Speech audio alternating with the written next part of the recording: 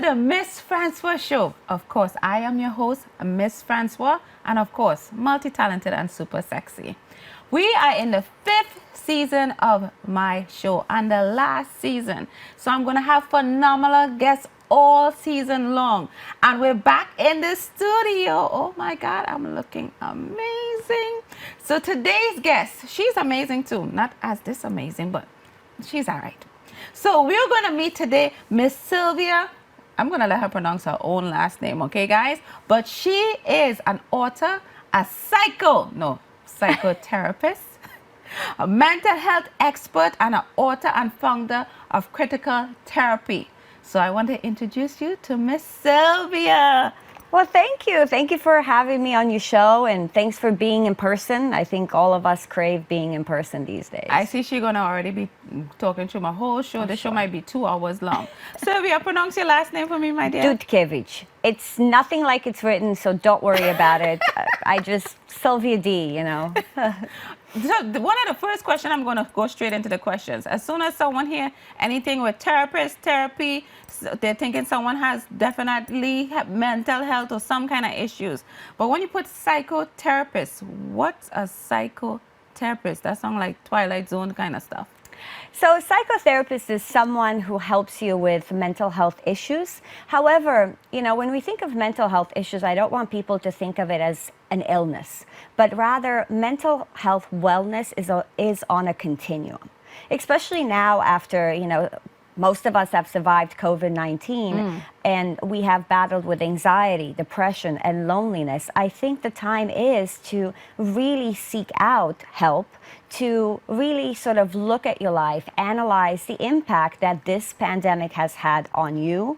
And as I know from being a therapist is that whenever we experience trauma or a stressor, because the truth is COVID-19 was a stressor for some, you know, the more affluent ones who could escape on an island.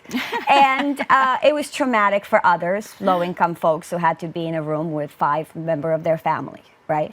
So because of that, most of us, if we have unresolved trauma or unresolved issues, they will come to surface now. Okay, so I asked her, what is psychotherapy? What is a psychotherapist? She gave me a whole story. So I think she got a little psycho, but it's okay. We'll roll with it, right?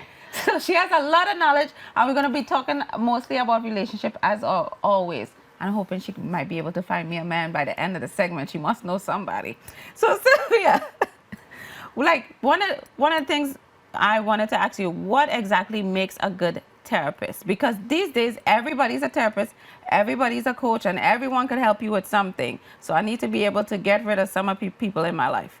Yes, and everybody wants to give you advice, thinking that they know better than you, who has lived your life, what's best for you. So what makes a good therapist is, I think, someone who is willing to challenge you and also willing to explore your life, ask questions, right? Our job is to ask you, patients, questions, and your job is to reckon with those answers. You see, that's always the thing. Like when people say they put you on the couch, when most of the times you all are listening to what we're saying. So at any time, are you all really providing us with information to help us? Or is it that you're talking to us to just get us to fix the issue or realize what the issue is? We are trained to ask you questions that will guide you to finding the answers.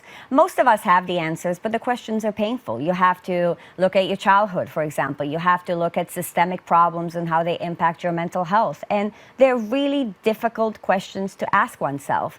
And therapy is not just about getting to the answers, right? Like somehow if we know the right thing, we would do it. It's about working through. Now, we are human beings, right, and we heal through relationships. And that's because most of our, you know, issues are formed through relationships. Think about abandonment. Think about loneliness. It's all through this interpersonal dynamic that we get to feel a certain way. And it's also through an interpersonal relationship that you get to heal. Lord, I'm already ready to end this segment and go buy the book, okay? Because this sounds so intense, right? You're ready, like, oh my God, she knows what she's talking about. So with that, you're the author of Critical Therapy. So Please, what is that? Because sometimes you could attach a real fancy, nice word to something and it means nothing. So explain to us what is critical therapy and how it is something that you came up with. Right. So I'm going to do it in very simple terms because I think people who use fancy language do it so they could sort of self-credential, like, oh, I'm really smart. So I'm not going to do that to y'all. What I'll say is that critical therapy is different than other psychotherapies because we do three things that are different. The first one is we analyze power.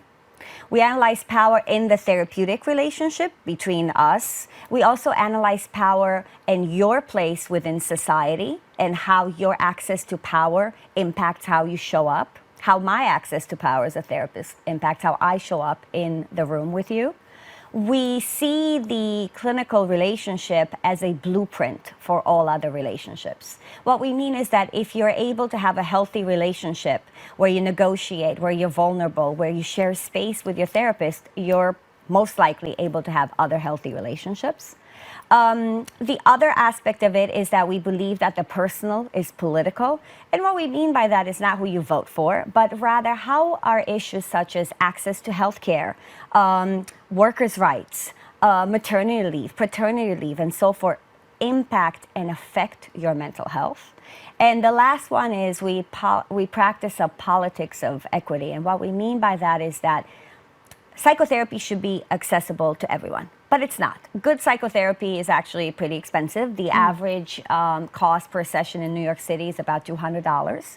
So most people are not going to be able to afford that. Oh, Lord, I just watch reruns of Oprah. But yeah, well, we want you to come to therapy as well. So because of what we've done is we actually ask everyone who comes to us to pay according to their income and resources. Oh, okay. Meaning a session could be as little as $25 and as much as $1,000. Now, that sounds radical or crazy, but it's not. Just a little. But it's not, because for the person who pays $25, their income and resources and the proportion of that therapy session is similar. It's the same as the person who pays $1,000 because they have more money. So in simple terms, we sort of ask rich people to subsidize poor people. Okay, I like you because I'm poor. I'll be paying that $25. Yeah, see, there you go. Like, even all the stuff that you just said, what made you even develop something like that? Is something in your life, some kind of experience you had, or even you going to therapy yourself? So how did you come up with something like that? Oh, I think we're always product of experiences. I think our lives impact who we are. There's so many layers to why I ended up doing critical therapy. Some I guess I know, some I might be unconscious.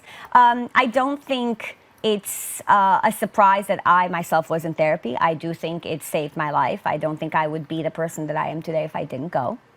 I also think that I am a refugee. I came from Romania when I was 13 years old, and I escaped a brutal dictatorship. So I feel like that's why I could recognize how important the political is and affects our lives. And especially around power and relationships is I've worked in the domestic violence field for a long time. Okay. I worked with, unfortunately, mostly women who were escaping abusive relationships and situations. And what I saw that was happening in therapy is, they would come to therapy and they would talk about their abuse, and then we didn't really have a good model of creating and sharing power with someone. Usually it's like you are the abuser or you're the abused. Right. Either you're the person who has power or you're the person who is powerless. And I really wanted to investigate that. And I really wanted to create different types of relationships and to really analyze how power can be a positive thing, how power can ignite change, and how power doesn't have to be destructive. Well, when we think of power, we think of power over. And that's because in our society, especially because of capitalism, patriarchy, and so forth, we always want to dominate, right? We want to dominate over a person. Think about our work arrangements. Our bosses tell us what to do, right? We don't think of power as responsibility. So if you think of having power as something that gives you a responsibility to another, you will show up differently in your job. You will show up differently at home. You will show up differently in all your relationships and in your community. So how does this power translate to relationships? I'm just talking for myself. I really don't care about the audience or anything. So me wanting a husband and that family, how does that translate into that kind of relationship? Well, the first thing is power is always present. How well are you at negotiating power with someone? I think I should have most of the power. Yeah, and see, that's the problem. The truth is, relationships, there's always going to be power dynamics. Okay. Sometimes you will have more power, and sometimes the person you choose to be with will have more power. But what I think gets tricky is that the way we date is not very conducive to collaboration. I mean, I've had countless people, sort of talk about how they went on a date and then they wonder, do I text back? Do I call? Yes, I don't want to call too soon. It's stressful. No, it's Right? stressful. Because we have these unspoken rules that are actually not helpful. Because think about friendships, right? If you met someone that you wanted to be friends with at an event, right? You wouldn't sit there at home once you get home and be like, do I text them? Do I call them today or maybe tomorrow? Oh no, maybe another day. You would just call and talk as a human being. Right. But when it comes to dating, we have these unrealistic rules, and those rules prevent us from actually being collaborative, from being vulnerable, from actually forming a good relationship. But you don't want to be rejected. So I think it had to do with a lot of rejection, feeling hurt. So, and then you start to assume if you do this, what they would say and how would you take it? Like you have this whole story, and I'm a good storyteller. Then that's the problem. So what I will say to you is the moment when you're open to being rejected and the moment when you're ready to have your heart broken is the moment when you could have a good relationship. All right, this interview is over. She is the worst psychotherapist. She's trying to keep me single. Okay, so repeat that for everyone so they can hear that again. That in order to have a good relationship, you have to be willing to have your heart broken at any moment. There is no safety net. Okay, so just be open and vulnerable and just jump in and have it all work out. It may not, but then if it doesn't, then would you want to be with someone who is rejecting you, who is not kind, who sees your vulnerability as a weakness? Oh, I like you. Okay, I'm going to have to definitely save your number. Maybe I'll just come home with you right now. Okay. And we can I have talk like more. $25 in my bag, okay? And I will also say this about relationships. What I often tell people is that the people we end up with or the people we end up dating reflect something about ourselves we're working through. So if you're not in a good place, you're not going to pick the healthy person. So you're looking for a husband, right? Yes. If you're in a good place, you're going to go to a party and there'll be, let's say, 10 men. You're going to notice all of them. Yes. Wait, they will notice me. That's what you meant to say? Well, no, you will notice them, right? Because you're the one who has to also make a choice. Oh, they don't okay. choose you, you also choose them. Gotcha. But if you're not in a good place, you're only going to see the 5 men who are dealing with their own issues and pick them. Oh my God. Right now, I don't know if you're making me happy or you're just depressing me. Maybe a little bit of both. Oh, that's amazing. Oh, Well, because I think when we think about dating and relationships, we always think about the other.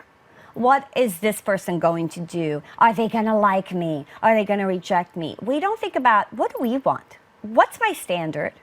Am I dating according to my standard? I mean, everyone has standards, and all of a sudden they get in there and they sort of forget, like, oh, hold on, this is not what I'm looking for. wow. So most of the time when you're dating, are you saying I should go with how I feel? Like if I want to text, I should just text? Yes, and be intentional. Also, if you want to text, stop yourself for a second and question, why am I texting this person? Is it because I genuinely want to reach out and talk to them? Or is it because I'm so anxious that I need to sort of vomit on them and be like, hi, how you doing? So I could feel better. The thing about relationships that we forget is that in order to have good ones, we have to be intentional. And we have to wonder, what am I sharing? Why am I sharing? Is this because I'm trying to communicate something to you? Is this because I'm trying to make a connection? Or is this because I'm trying to just feel better about myself? Lord Jesus. All right, I'm sorry. I ain't texting you ever again, okay? I apologize. And this is Miss Silvia's fault.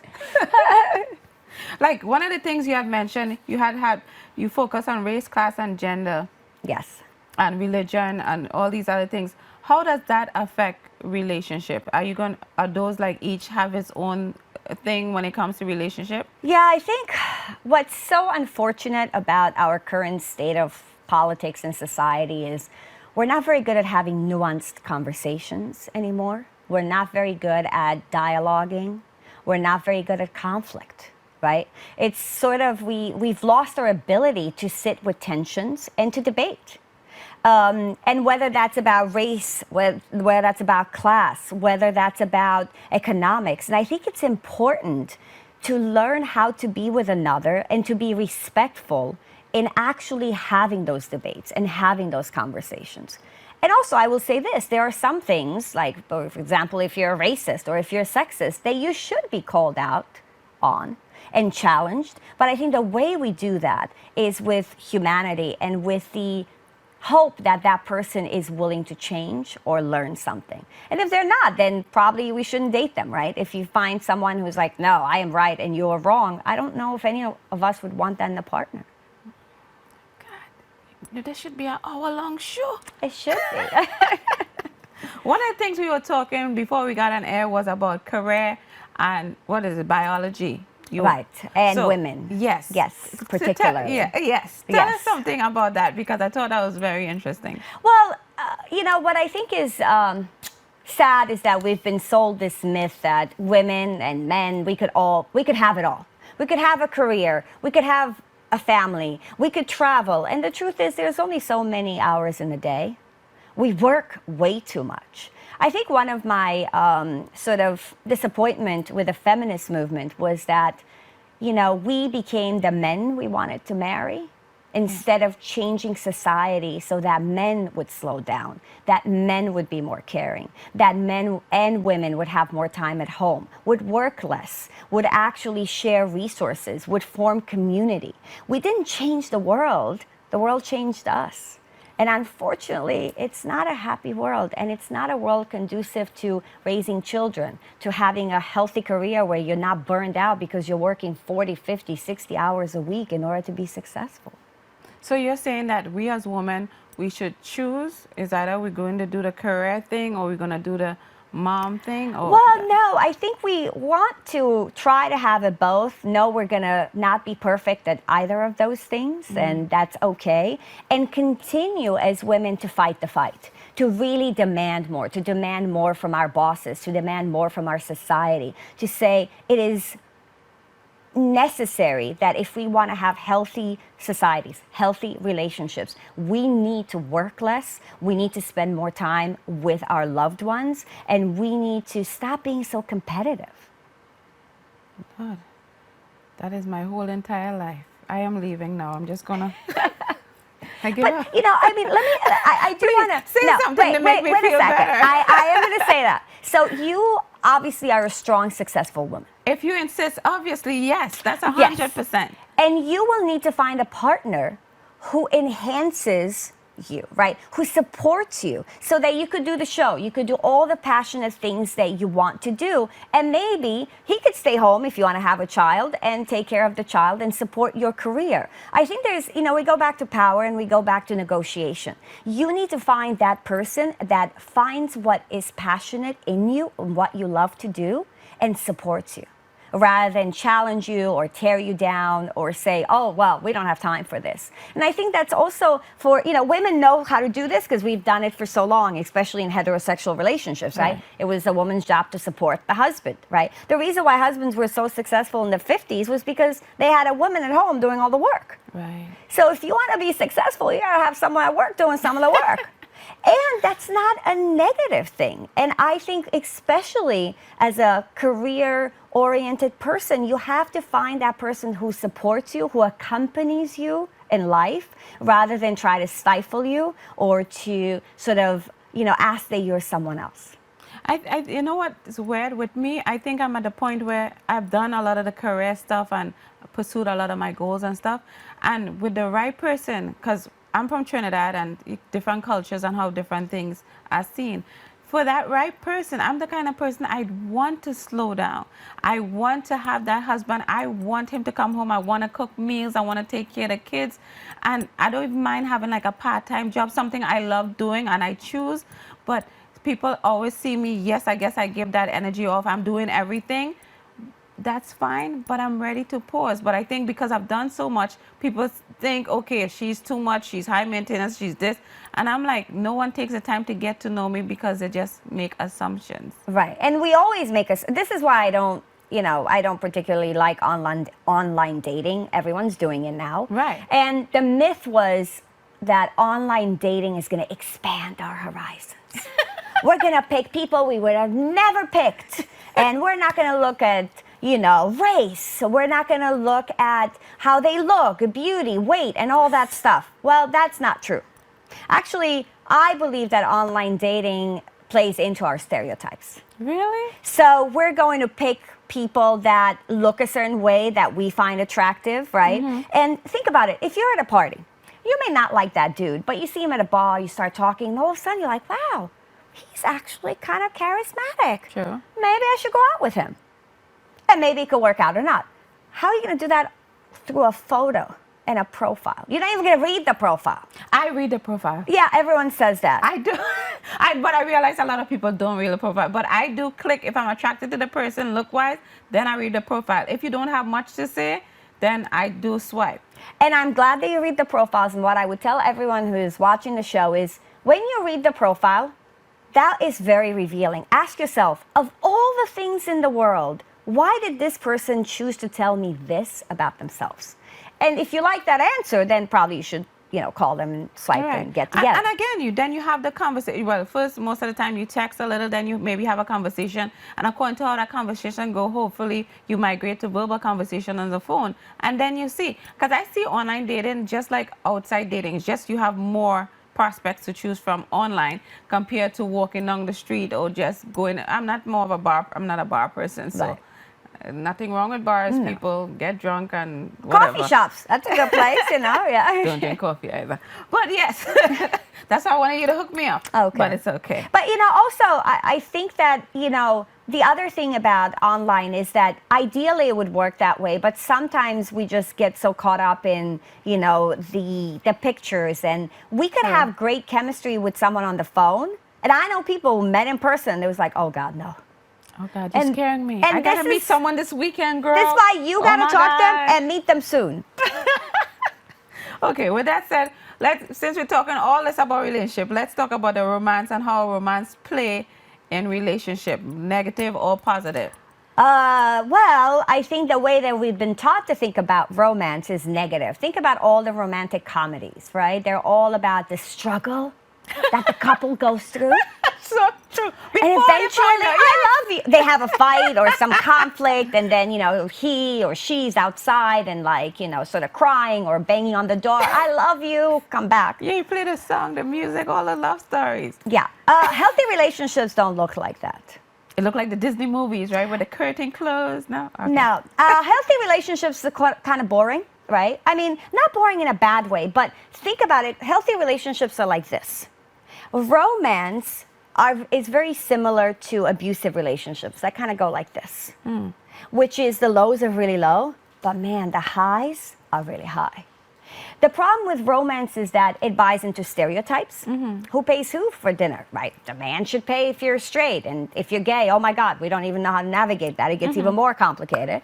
And it also plays into this sort of fantasy that, in order to have passion and desire, you need to have the gift. You need to have the bubble baths. You need to have all these. Yes, that's what it shows in the movies. Yeah, and that's why it doesn't work. And you know what? If you seek romance, you're gonna be great at dating. You're not gonna be great at relationships.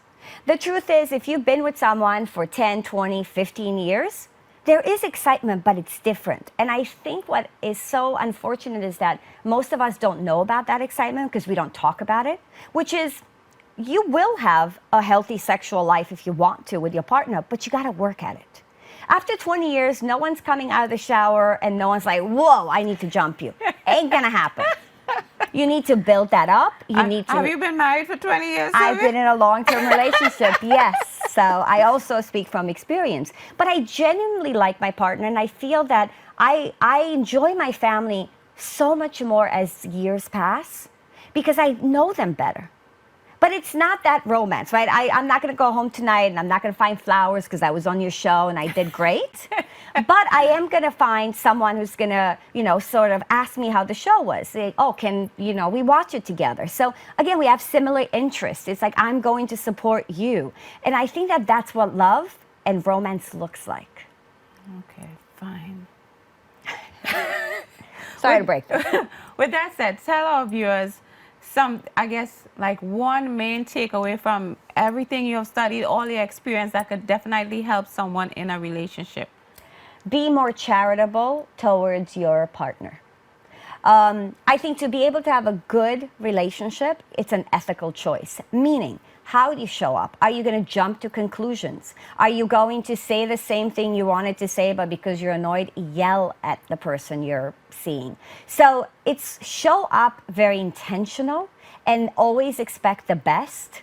You might be surprised or disappointed, but if you expect the best, you might get the best. My God, that could be like a slogan for something. That song, like, it's your second book, okay? Okay. I need 10% because I came up with that idea. Of course, we could share it. Yeah. But we should do a show just on that. No, you're amazing, just so you know. You kind of depressed me and my love life right now and my online dating, but it's okay. Well, I'm going to say I gave you some hope to do it differently. Let me tell you what she does, right? No matter what I say, she changes it around and make it all sound fancy and everything, so I feel so much better. But with that said, definitely tell our viewers where they can connect with you, where they can find you, social media, all that good stuff. So the best way to find me is at criticaltherapy.org. I do have an Instagram page, and you could follow me, but it's Silvia Dutchevici, which you won't find me. So because of that, if you go to criticaltherapy.org and you click on our Instagram sort of, what is that, signal, whatever it is, I'm old, clearly don't have the lingo, then you will find me on Instagram. And please, message me, IM me or DM me, what is it? I always love to talk to people. And if you have any suggestions, if you buy the book Critical Therapy, Power and Liberation in Psychotherapy, and you have some ideas or comments, I am always welcome to have awesome conversations with people. With that said, people, thank you so much, Silvia. This was intriguing. I learned a lot about myself sitting here in 30 minutes. 30 minutes, and I learned so much. Gonna definitely might be paying her that $25. But in any case, you guys, you all know how to reach Mss Francois, right? That's www.mssfrancois.com. And again, Mss Francois, always say exactly what you're thinking. Bye, guys. Say bye, Miss Silvia. Bye. Thanks for having me on.